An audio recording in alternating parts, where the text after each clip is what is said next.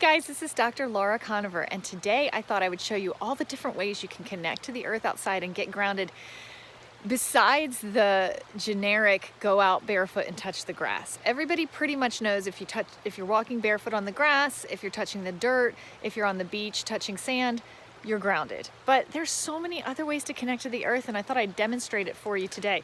I have my ground test meter, and when I'm testing, when I'm mostly outside, I'm gonna be, of course, holding my cell phone in my one hand and in my other hand using this test meter, and I'm gonna be plugging it in. If you're indoors, you will plug this prong in, sorry. You'll plug it in to a grounded outlet, which connects to the earth and tells you if you're grounded. But when you're outside, you can just directly plug it straight into the earth, and then you'll be able to test if you're grounded. And I am wearing today boots because it's a little too cold for me to go barefoot, so it's perfect. I'm going to show you using my hand all the different surfaces out here that I can touch and still be grounded, even when I don't want to go barefoot, even when I don't have a lawn to go sit on or picnic on or go barefoot in, even when I'm not at the beach. How else can we touch this earth and get grounded? It's easier than you think, and I'm sure there are places around you that you could go outside right now and get grounded without even taking your shoes off. So let's go, let me demonstrate. Let's count them off. How many different surfaces can we touch and get grounded on this earth? All right, you're gonna have to get used to this angle because I'm gonna be crouching down on different surfaces and plugging this test meter into the earth so that this grounded prong is directly touching the earth itself. So just push it into the ground. And then this test meter, if I'm not touching the ground because I got my boots on, it shows that it's high resistance, ungrounded.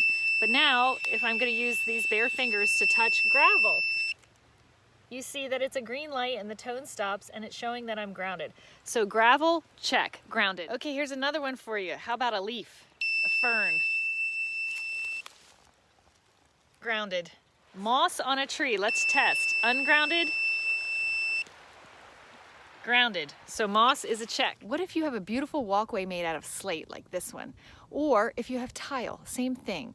If the tile is not painted and doesn't have a coat of varnish cutting off the grounded energy, and if it's on the earth or if it's on a cement slab that's on the earth, then it's going to directly ground you just like this slate will.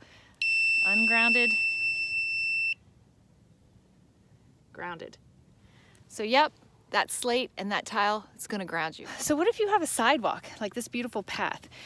Almost everyone, even if you live in a city, can have access to a sidewalk, or you can go to a park where there's paved sidewalks, or going to your car, or going to work, or even shopping.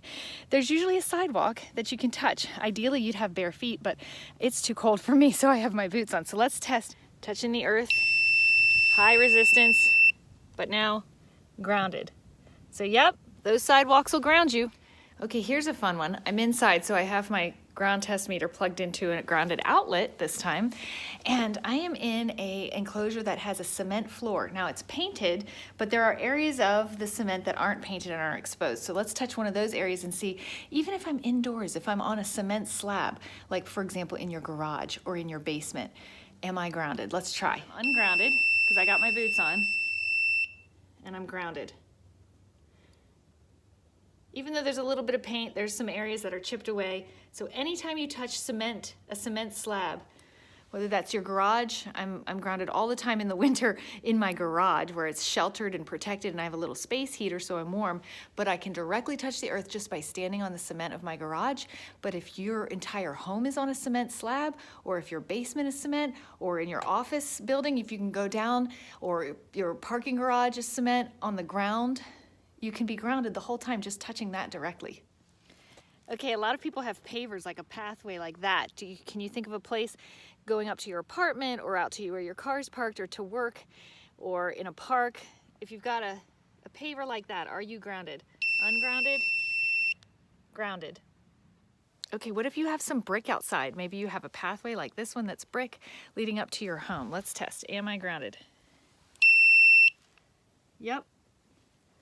Grounded just by, can you see that? Grounded just by touching the brick. All right, I got a beautiful rock here. What if I am hiking and I have my hiking boots on, so I'm not touching the earth, but I want to take a water break and I'm sitting on a beautiful rock and I touch it with my hand. Am I grounded? Let's see. Ungrounded, but then when I touch it with the palm of my hand, grounded. Okay, what about sand? I think we all know we're grounded when we're in the sand at the beach, but I have some sand here, so I'll show you. Ungrounded because of my boots. But now I'm grounded if I'm touching the sand. What if I'm touching a flower? Do flowers ground you? Let's see. Ungrounded, grounded. What about if there's no flowers or grass on the ground, but you can reach up high and touch a leaf overhead? I'm not grounded because I got my boots on. But if I touch a leaf, even if it's high up above you, even if it's the highest leaf in the tree, you'll be grounded. So do you have a patio?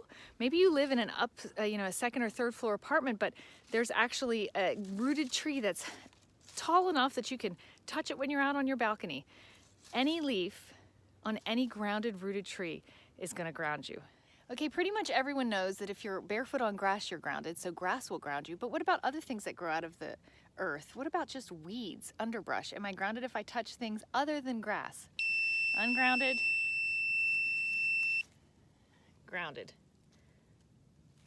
So yep, those weeds, that underbrush, those bushes, the trees, the flowers, they'll all ground you just the same as your grass would. Okay, here's an interesting one that I'm sort of dreading because it's so stinking cold, but I'm gonna just put one fingertip on the top of the water and show you that you don't have to be in the water, you don't have to be barefoot, you don't have to be swimming in it, you don't have to have your feet or any part of your body actually touching the bottom of a riverbed or the bottom of the ocean or the bottom of a lake. If water is on the earth, the entire body of water is just as grounded as any other part of the earth's crust. And so really, if you're say you're in a boat and you're in a canoe and you're completely removed from the water, but you trail one fingertip over the edge, would that ground you? Let's see. So I'm gonna plug this grounding tool into the side of the river. Here we go.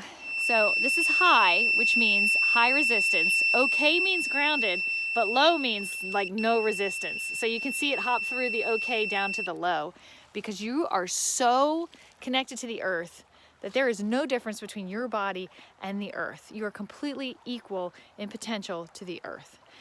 So that's an incredibly healing state to be in. So I highly recommend you never pass by a body of water without getting a little bit of your earth fix.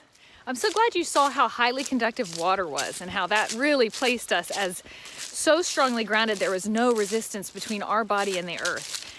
That is why it's so incredible that our divine design is that we're covered in sweat glands, right? So when we sweat, that moisture is a way that our body is being made more conductive and more quickly grounded. So you want your skin well moisturized, and also you want to perspire and let that natural moisture enhance your ground connection. I don't think it's any coincidence that the bottom of our feet have one of the highest densities of sweat glands in our entire body. And it's so that when you are barefoot, your skin is as conductive and groundable as possible so that you are instantaneously connected to that earth you're walking on. Capitalizing on times where there's moisture naturally in the environment. So the morning dew is a wonderful time to go out and touch the earth.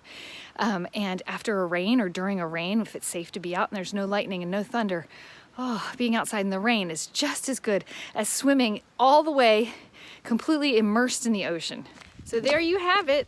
There you have it. That's 15 different ways to get grounded besides just going on your grass and going in the dirt. So I hope that was helpful, and I hope that the next time you walk around outside, whether you're in the city, whether you're in the country, whether you're in the middle of your workday or whether you're at home, you'll look around and see all the different things that grow out of the earth and all the different surfaces of the earth, even ones that are not living like rock or brick and cement and sidewalks, and see all the different ways you can get grounded, even if it's just for a few minutes without even taking your shoes off. I hope that was helpful.